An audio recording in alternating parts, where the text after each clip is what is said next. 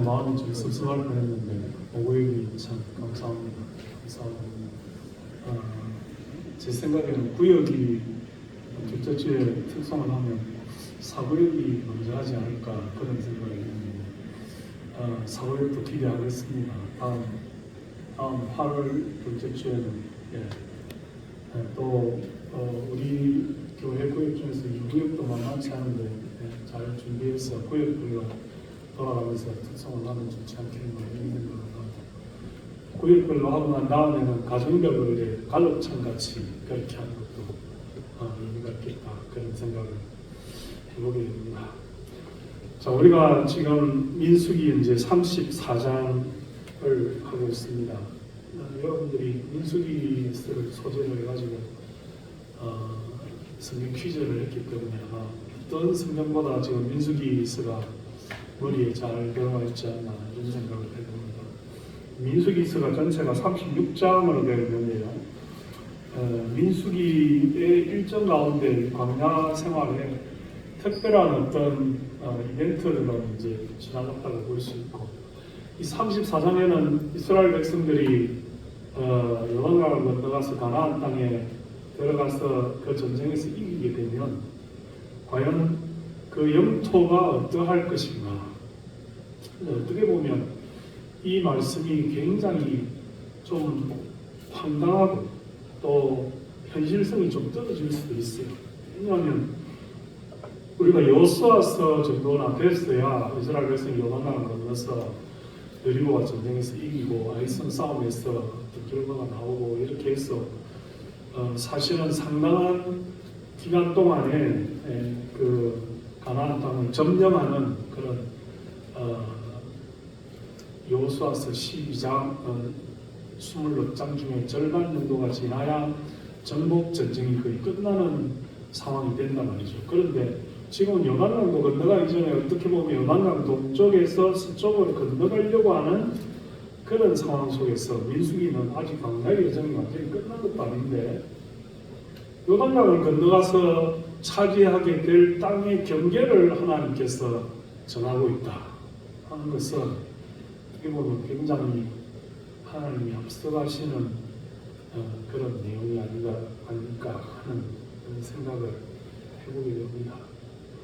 우리가 성경 말씀을 보면서 하나님은 어떤 하나님인가라고 늘 생각해야 된다고 제가 말하지 않습니까? 하나님은 어떤 하나님인가? 하나님이 이 본문을 통해서 이 말씀을 통해서 이 내용들을 통해서 어떤 하나님이 되심을 우리에게 선포하는가 라고 했을 때 하나님은 미리 이스라엘 백성들이 요단강을 건너가 차지하게 될 가나안 땅의 지경을 미리 다 확정하시고 그 경계를 정하시는 하나님이시다. 그게 무슨 의미인지 어떻게 보면 저는 크게 스포츠를 좋아하지는 않습니다만 어릴 때부터 이 야구 좀 좋아해가지고 저희가 고등학교 다니는 시절에 제가 부산에서 고등학교를 다녔는데 부산에는 부산고등학교, 경남고등학교, 부산상고, 경남상고 이렇게 4개 학교가 아주 야구를 전국적으로 잘하는 그런 학교들이었어요. 전국 고등학교 야구대회 이런 거. 그 4개 고등학교가 항상 상위권에 들어가는 그런 야구를 좋아하는 도시, 지금은 롯데자이언트 이렇게 부산 사람들이 야구 좋아하는 팬들은 그 피로 푸른색일 것이다. 이렇게 이해할 정도로 다른 팀들이 부산에 사직구단에 가서 야구를 하면 정말 야구하기가 힘든다 할 정도로 부산의 고향이 아니시면 전혀 이해를 할 수 있는 그런 얘기고 다른 도시에서의 야구는 그냥 취미 정도라고 한다면 부산에서의 야구 그러면 그냥 뭐랄까요 부산을 고향으로 하는 사람들의 그 80% 이상은 한 번 이상 야구를 보러 가고 또 야구의 스코어나 이런 성적에 굉장히 관심이 많아요. 물론 그 팀의 성적이 엄청나게 안 좋은 역대 전국의 팀들 중에서 거의 꼴찌에 불과한 그런 상황 속에 있지만 그러나 어쨌든 뭐 저도 인천에서 이렇게 살아가면서 야구를 조금 멀리 한 지가 벌써 한 20년 가까이 이렇게 됩니다만 그 전에는 참 1년에 적어도 한 대여섯 번, 많게는 한 10번 정도는 야구장에 가서 야구를 보고 친구들끼리도 가고 가족들끼리도 가고 그래서 이 수도권에 이사를 와서도 문학구장에 와서 우리 가족과 함께 야구를 본 적도 있고 또 잠실에 있는 LG 두산의 홈구장에 가서 롯데와 경기하는 것을 본 적도 있고 그렇습니다. 그런데 그 야구에 뭐 여러 팀들이 있겠습니다만 저 경우에는 부산에 그 연고지를 하는 팀에 좋은 투수들이 있어요. 여러분들이 혹시 아실지 모르겠는데 최동원 뭐 이런 투수도 있고 또 윤학길, 손민환 뭐 이런 투수도 있고 지금 코치를 하는 왼팔을 쓰는 투수도 있어요.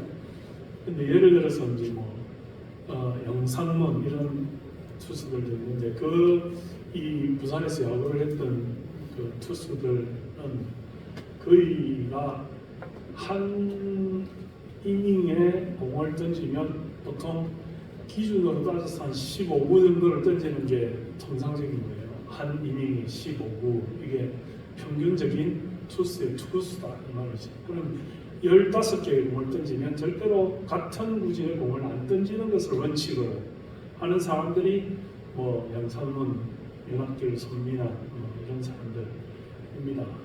요즘은 이제 뭐 시속 150km 이상 파이어볼러들이 많아가지고 빠른 공을 선호하고 이렇게 하지만 빠른 공을 던진다고 절대 좋은 투수가 아니라고 생각되고 야구를 조금 한다면 이제 변화구를 섞어서 던질 때 어떤 변화구를 뭐 슬라이드를, 싱크를, 드랍을 뭐 아니면 뭐 체인지업을 어떻게 던지느냐, 뭐 몸쪽으로 붙이느냐, 바깥쪽으로 빼느냐, 슬라이드가 우측으로 휘어져 가느냐, 또 좌측으로 휘어져 가느냐 이런 종류에 따라서 여러 가지 구질을 구사를 합니다.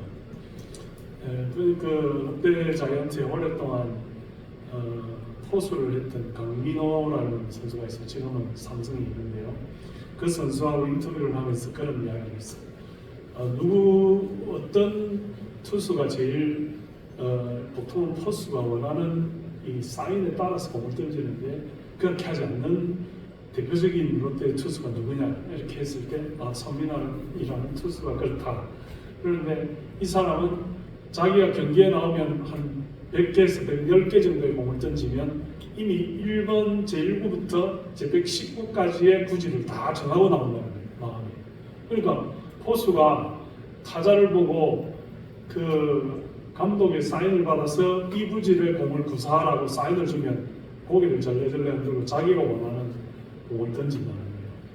그리고 어떤 예를 들어서 뭐 타자가 나왔을 때 내가 처음에 볼을 2개 던지겠다. 그 다음에는 스트라이크를 높은 존에 구사하고 그 다음 낮은 스트라이크를 던지면 그 사람 그 볼을 치면 주자가 1루에 있을 때 연살타가 된다. 이런 것까지 다 계획을 해가지고 공을 던진다는 거예요. 아마도 요즘의 야구 현실에서는 그럴 수가 없을 거예요. 옛날이니까 가능했던 얘기고 또 롯데 자이언트니까 이 사람들은 어릴 때부터 굉장히 좋은 집안에서 야구를 하고 이 헝그리 정신이 없어요. 사실은 롯데팀은 굉장히 어릴 때부터 일본에 나오는 그런 NHK나 이런 방송들을 보면서 야구를 시작했던 사람들이라 야구에 대한 철학이 아주 남다른 그런 부분들이 있는 거죠. 그래서 굉장히 뭐랄까 제가 이렇게 야구 이야기를 정확하게 하면 여러분들이 공감을 하실지 안 할지 좋아할지 안 할지 모르겠는데 만약에 제가 설교를 부산에서 한다면 100% 거의 공감을 하고 아마 성도들이 굉장히 이해도가 빨랐을 거예요. 제가 말씀드리고자 하는 것은 한 투수가 한 경기에서 110개의 공을 이미 계획하고 나오고 어떤 사람에게 스트라이크를 던질 건지 볼을 던질 건지 높은 공을 던질 건지 낮은 공을 던질 건지 이런 것들도 다 계획하고 나오는 그런 경기를 보면 예를 들어 그 경기를 야구라는 경기를 관람을 하면 좌측 타자가 나왔으니까 1루 주자가 이 2루를 도루하는데 굉장히 유리할 것이다. 왜냐하면 오른쪽에 타자가 있으면 포수가 공을 던지는데 걸릴 게 없어요. 근데 좌타자가 있으면 좌타자가 스윙을 하고 이렇게 있으면 1루에는 공을 던질 수가 없고 2루에 던져도 걸리거든요. 그리고 투수가 우완 투수냐 좌완 투수냐에 따라서 도루하는 사람의 기술이 또 달라지기도 하고 또 공을 예를 들어서 이렇게 포크볼 같은 공을 던지면 공 구속이 느려지기 때문에 포수가 그 공을 낙차가 큰 공을 받아가지고 2루로 던져서 1루 주자를 잡기가 어렵습니다. 그래서 만약에 1루 주자가 굉장히 발이 빠르고 도루할 가능성이 있으면 당연히 이 타자가 예를 들어서 좌측 타자가 나왔을 때 타자 쪽에서 먼 오른쪽에 공을 던져서 그 포수가 2루로 공을 던지기가 좋도록 해줘야 그 투수가 유능한 투수 이런 계획들이 복잡하게 이렇게 얽혀져야 야구라는 경기가 재미가 있습니다. 그게 잘 모르고 그냥 뭐 운으로 이렇게 본다면 그건 굉장히 야구를 잘 모르는 짓이죠. 그러니까 이 투수가 110개의 공을 계획을 해서 던진다 하는 것은 그냥 나와서 대충 던지는 투수의 공과는 아주 그 경기를 보는 의미가 남다르다 하는 것이고 하나님께서 마치 투수가 110개의 공을 다 계획하고 있는 것처럼 하나님께서 이스라엘 백성이 요단강을 언제 건너가며 어디로 건너가며 또 어디에 땅을 정하며 또 어느 지파에게 어느 것을 주며 이런 것들을 이미 다 정해서 이렇게 오늘 민수기 34장을 보면 이스라엘 백성들이 광야에 가서 누가 어디를 차지하고 어떻게 차지하고 얼마만큼의 땅을 차지하고 어떤 식으로 차지하게 될 것이라는 것을 이미 다 계획하고 있다는 것입니다. 그러니까 그 강을 건너가서 전쟁에서 이기고 그 땅을 차지하고 과연 우리가 거기에서 머무를 것인가를 의심하는 사람들은 그 하나님의 뜻을 전혀 이해할 수가 없고 우리가 인생을 살아갈 때도 내일 어떻게 될 것이며 내년이 어떻게 될 것이며 다음 달이 어떻게 될 것이며 우리의 노후가 어떻게 될 것이며 미래가 어떻게 될 것이며 하나님이 우리를 인도해 주실 것이다 라는 것에 대한 확신이 만약에 없다면 그냥 우리는 그때그때 우리의 유리한 대로 우리의 좋은 대로 우리의 편리한 대로 우리가 원하는 대로 이렇게 결정을 그 당시 해서 그렇게 살아갈 것이기 때문에 과연 하나님이 우리 인생에 얼마만큼 개입할 것이냐 그것이 우리에게 어떤 의미를 가지고 있을 것이냐 그 믿음을 가지고 우리가 어떻게 살아갈 것이냐 하는 것에 대한 우리의 어떤 다음의 행보를 믿음을 가지고 있느냐 하나님이 계획을 하시느냐 우리에게 인도자가 되시느냐 우리의 미래의 모든 것이 하나님 손에 있느냐 하는 것을 다 믿고 맡기는 것과 모르고 그냥 대충 살아가는 것은 너무나 큰 차이가 있다 그런 것을 오늘 우리가 민수기 34장을 통해서 깨달을 수 있는 것이다 하는 것입니다.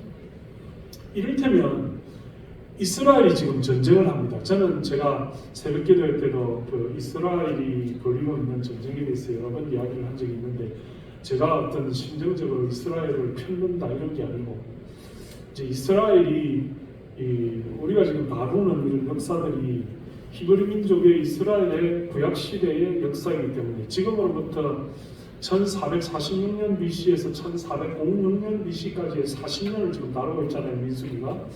근데 지금으로부터는 어쨌든 지금 AD 2000년이 지났기 때문에 3500년 전의 역사란 말이죠. 하나님께서 그들에게 민수기 34장을 통해서 이스라엘 백성들의 남쪽 경계는 어디다? 사해에서 옆으로 가서 대해에 이른다. 그 다음에 서쪽 경계는 이 미테이션 시라고 하는 이 지중해, 지금 우리가 부르는 지중해, 그들이 불렀을 때는 그냥 바다, 대해라고 부르는 그 바다 끝이다.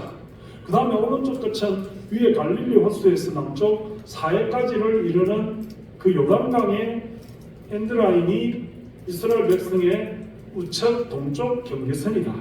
북쪽에는 그 갈릴리 호수에서 북쪽으로 사해에 이르는 헬몬산 남쪽으로 이르는 경계선이다. 그래서 그 땅이 이렇게 동서로는 한 100km, 남북으로는 한 250km 정도 돼서 한 2만 5천 평방미터 정도 되는 킬로미터, 2,500, 2만 5천 평방킬로미터 정도.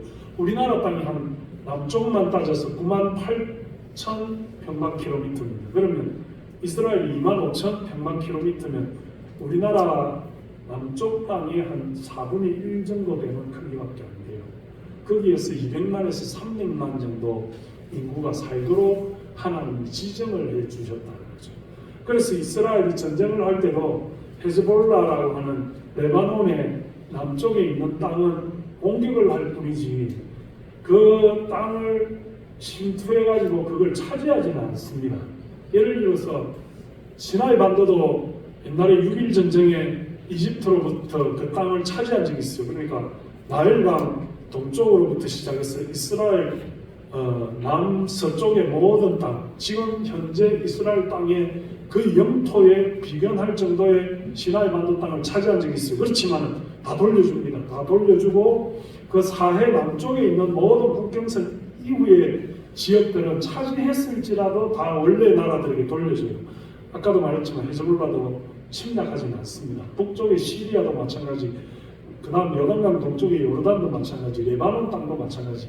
그러나 지금 가자 지역은 이스라엘의 예루살렘의 서쪽에서부터 대해에 이르는 쪽, 지금 오늘 민수기 34장이 말하는 하나님이 지정해 주신 이스라엘의 영토예요. 그래서 그걸 차지하려고 하는 것이고, 하나님이 성경에 말씀하고 계시는 그 영역의 땅, 제가 아까도 말씀드린 대로 2만 5천 평방킬로미터 그 정도의 땅 이외에는 욕심을 사실은 부리지는 않아요.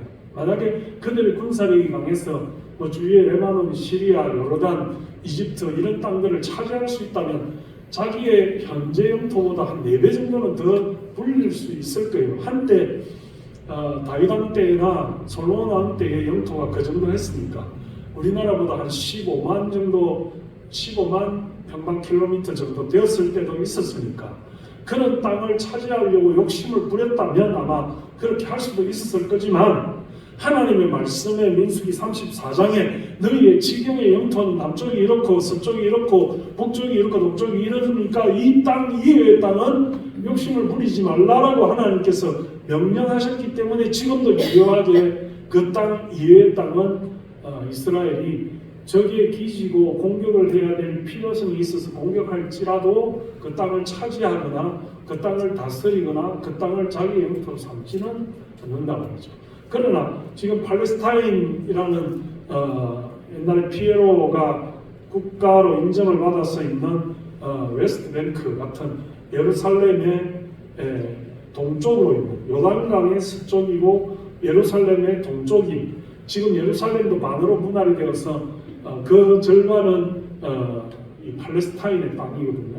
근데 끊임없이 그 땅을 자기가 차지하려고 하는 이유는 여기 본문에 있는 대로 요단강의 동쪽은 아닐지라도 서쪽은 하나님이 주신 땅이기 때문에 자기들이 자기들의 영토로 인정을 하고 있는 그런 상황 속에 있다는 거죠. 이스라엘의 그 과거의 역사, 그들이 하나님이 아브라함을 통해서 갈대아 우르에서 그 가나안 땅을 주시고 그 가나안 땅을 준 이후에 그 땅을 포기하고 흉년이 들었을 때 야곱 시절에 80명의 사람을 데리고 그 고센 땅으로 가서 이집트에 살면서 430년 동안 거기서 있었기 때문에 사실 하나님이 주신 그 영토, 분깃, 그 땅을 포기하고 간 그 이유로 말미암아 가나안 7족속이 들어와 살았잖아요. 다시 이제 60만 3,550명의 이스라엘 백성들이 40년간의 광야를 지나서 요단강을 동쪽에서 서쪽으로 건너가고 여리고성 싸움을 시작해가지고 그 땅을 다시 차지하게 되는 그 과정에서 하나님께서 그 영토가 남쪽의 한계, 서쪽의 한계, 북쪽의 한계, 동쪽의 한계는 어디다 하고 25,000평방킬로미터의 그 땅을 지정해 주셨다는 거죠. 세계의 역사를 보면 세계의 많은 강대국들이나 이런 그 왕국들은 세계의 땅을 엄청나게 차지하려고 노력을 했어요. 알렉산더가 그 플루타르크 영웅전에 보면 33세에 사실은 아프리카, 아시아, 인도까지 그리스 북쪽 마케도니아의 왕으로서 아버지의 뒤를 이어서 그리스, 유럽은 물론이고 특히 아시아의 남부아시아까지 북아프리카까지 이렇게 차지하다가 멸망을 당했잖아요.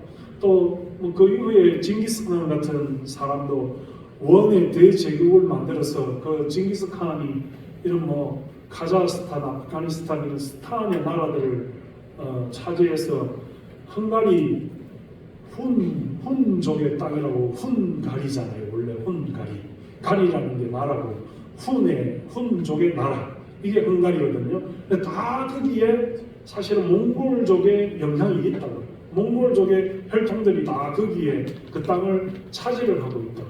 그러니까 그런 대강대국이 아시아 제국에서는 그 징기스칸이 대단한 사람이죠. 세계를 통일할 뻔한 사람이죠. 그러다가 망한 사람이 징기스칸 아니겠어요? 그러니까 그 이후에도 많은 나라들이 뭐 대영 제국도 그렇고 스페인 왕국도 그렇고 독일도 2차 세계대전을 통해서 그렇고 일본도 미국의 영토를 침범하려고 꿈을 꿨고 그러다가 망하는 거잖아요. 근데 하나님은 어떻게 하셨냐면 이스라엘 백성들의 나라를 하나님은 너희들이 강대국이 되고 너희들이 힘을 키워서 너희들이 나와 함께 할 것이니까 북쪽 유럽을 차지하고 동쪽으로 가서 아시아를 차지하고 남쪽으로 가서 아프리카를 차지하는 그런 강대국이 되어라 말씀하지 않으셨어요. 하나님은 이스라엘 백성들에게 너희들의 영토는 여기까지다. 북쪽은 여기까지, 남쪽은 여기까지, 동쪽은 지중해까지, 그 다음에 서쪽은 지중해, 동쪽은 요단강까지다. 거기 25,000평방킬로미터, 사실은 우리나라 경상남북도 정도 되는 작은 땅이에요. 하나님은 어떤 분이냐 하면 경계와 그 땅을 지정하시는 분이시다. 하나님은 우리에게 너희들의 영향력을 미칠 수 있는 한계가 여기까지다. 하나님은 우리에게 우리들의 능력과 우리들이 미치는 영향력과 우리들의 삶의 그 카테고리가 이것이다 라고 지정하시는 하나님. 무한하게 너희들의 힘을 키워서 남을 침범하고 남을 차지하고 남에게 영향력을 미쳐서 남을 종으로 삼고 그렇게 온 땅에 너희들의 목소리를 높일 수 있는 그런 사람이 되어라. 그런 국가가 되어라. 그런 일들을 도모하라고 하지 않으시는 하나님이시다.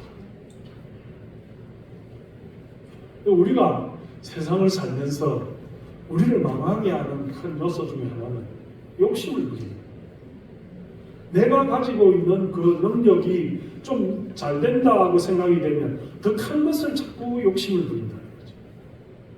우리가 사업을 하고 비즈니스를 할 때도 1호점이 잘 되면 2호점 내고 3호점 내고 4호점 내다가 망한단 말이죠. 뭐 내가 아무개를 제가 이야기하고 싶진 않은데 그분이 자기 할 일만 잘 하셨으면 아주 존경받고 훌륭하지 않았겠어요. 근데 어느 날 갑자기 뭐 카페도 하고 음식점도 하고 뭐 분식집도 하고 막 여러 가지를 진짜 어디를 가든지 내가 아무개의 그 프랜차이즈가 없는 데가 없을 정도였죠. 그러니까 사람이 감당할 수 있는 그 영향력을 벗어나서 더 큰 어떤 마음을 가질 때에 그게 과연 성공적으로 관리가 되겠느냐 하는 것입니다.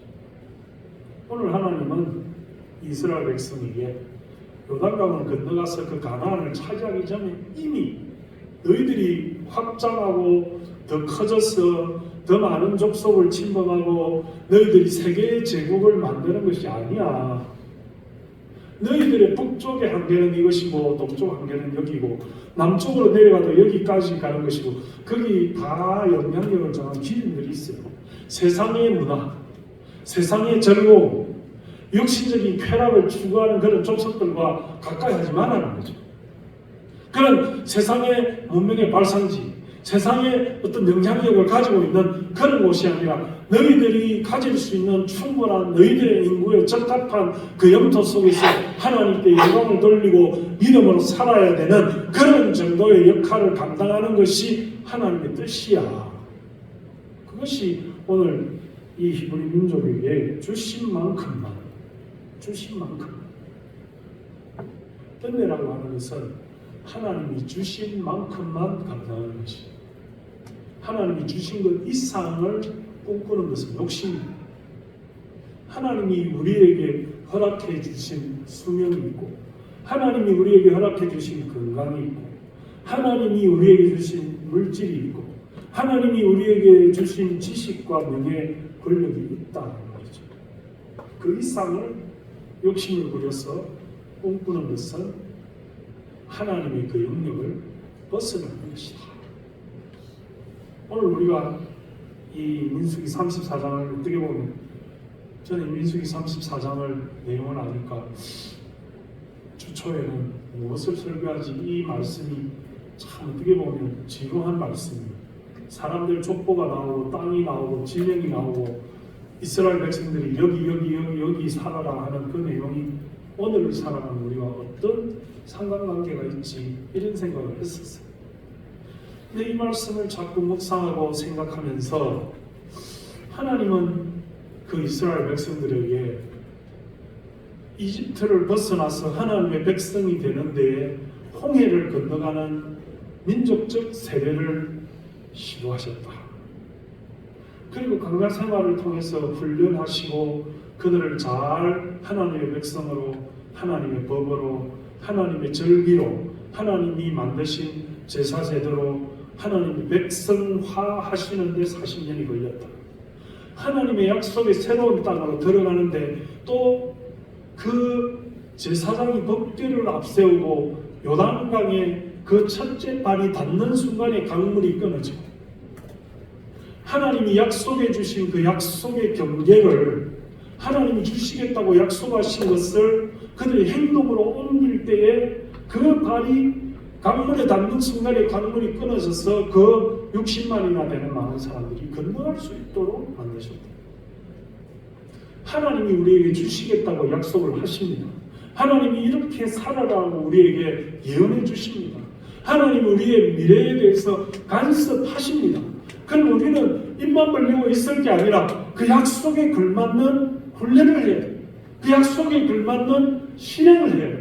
그 약속에 걸맞는 발로서 밟아가는, 행동하는, 걸어가는. 그래서 하나님이 우리에게 주신 사명 더하기 불편함이 있어야 돼요. 인생을 사는 데 하나님 우리를 편하게 해주소서. 가만히 있는데 하늘에서 돈벼락 떨어지게 해주소서. 입만 벌려고 있어도 채워주소서. 이런 건 없다는 거죠. 하나님의 계획은, 하나님께서 예수님을 통하여 그 갈릴리 가나의 첫 번째 이적을 행할 때에도 종들을 통하여 너희들의 발 씻는 물을 항아리 아구까지 퍼넣어라 하는 최소한의 동력이 있어요.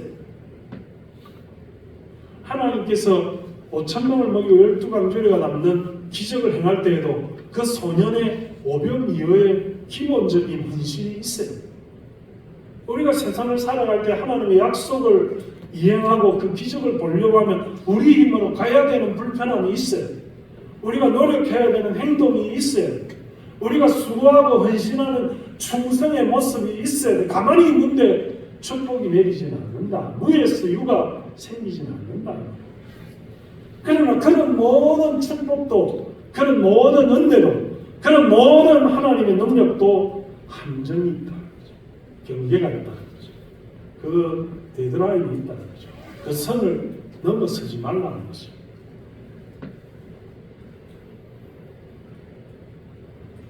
오늘 우리가 이 인생을 살아가면서 과연 우리는 이스라엘 백성들과 같이 오늘 하나님께서 우리에게 주신 약속이 있습니까? 하나님이 우리에게 주신 미래가 있습니까? 여러분들이 기도하는 소원들이 있습니까? 그것이 정당합니까? 그것이 하나님의 뜻에 맞습니까? 그 기도가 하나님의 말씀과 일치합니까? 그렇다면 여러분들의 분수를 생각하시고 여러분들의 한계를 생각하시고 여러분들에게 주어진 하나님의 축복의 그 라인을 잘 운영해 가시기를 바랍니다. 오늘 우리가 이 세상을 살아가면서 은혜로 산다는 것은 하나님이 우리에게 주신 것만큼만 인정한다는 것입니다. 우리에게 하나님이 무한대로 주시는 것이 아닙니다. 우리의 능력과 우리의 충성과 우리의 수고는 이만큼입니다. 하나님이 그것을 뛰어넘어서 무조건 기적의 하나님만 되시는 것이 능사가 아니다. 우리가 가야 되는 인생의 길은 하나님이 정해놓은 그 영역들이다. 그 시간의 경계들, 그 장소의 경계들이 있다는 것입니다. 주일날 하나님 거룩한 성일임이 하나님께 예배하는 자리야. 그러면 하나님께 예배하는 것입니다. 하나님께 영광 돌리는 데 시간을 보내는 것입니다. 욕심을 부려서 주일날에도 일하고 주일날에도 사업을 하고 주일날에도 돈을 벌고 주일날에도 애를 쓰면 그 하나님의 휴식과 안식과 하나님의 날이라고 하는 그 지정된 시간의 경계를 벗어나는 일이에요. 우리의 모든 삶들이 하나님이 주신 영역을 벗어나게 되면 결코 좋은 결과를 얻을 수가 없다 이 말이에요. 하나님을 믿는 사람들은 하나님이 정한 그 시간, 하나님이 정한 장소, 하나님이 정한 우리의 분깃을 인정하고 거기에 충성하고 거기에 헌신하며 그것에 봉사하고 그것을 은혜를 여기고 그것에 감사하는 그런 삶을 살아야 된다 하는 것입니다. 사랑하는 성도 여러분, 오늘 우리가 이 세상을 살면서 하나님이 우리에게 주신 가난이 있어요. 그러나 우리가 그 가난을 차지하려면 어깨를 메고 요단강을 건너가야 돼요.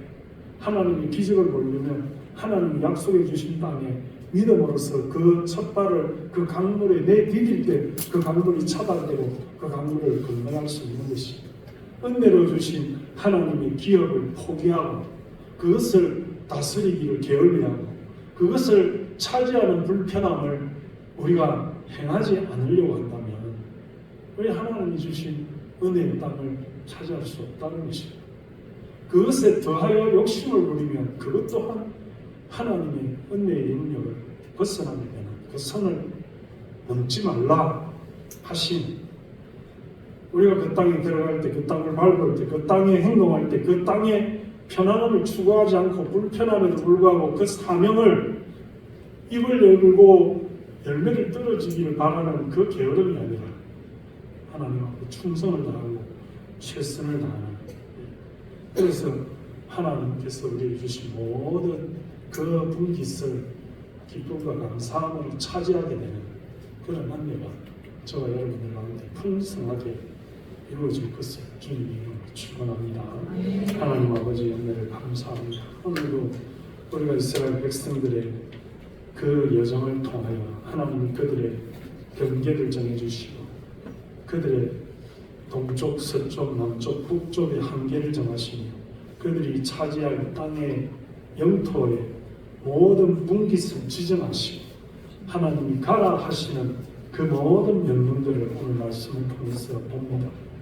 하나님 그들은 전쟁할 준비도 안 되고 그들은 그 땅을 건너가서 차지한 것도 아니고 그 땅의 일곱 족속들을 몰아내지는 않았지만 하나님은 이미 그 땅을 주시겠다고 약속하셨고 그 땅의 경계를 정하시고 그 땅의 모든 분깃을 그 12지파에게 차지할 것을 지정하셨사오니 하나님 우리의 미래도 하나님의 손에 있다는 것을 깨달아 알게 하시고 하나님이 주시겠노라고 하신 그 약속을 확신하고 믿게 하시고 하나님의 그 은혜로 주신 것을 더 이상 욕심부리는 우리가 되지 않게 하여 주시옵소서.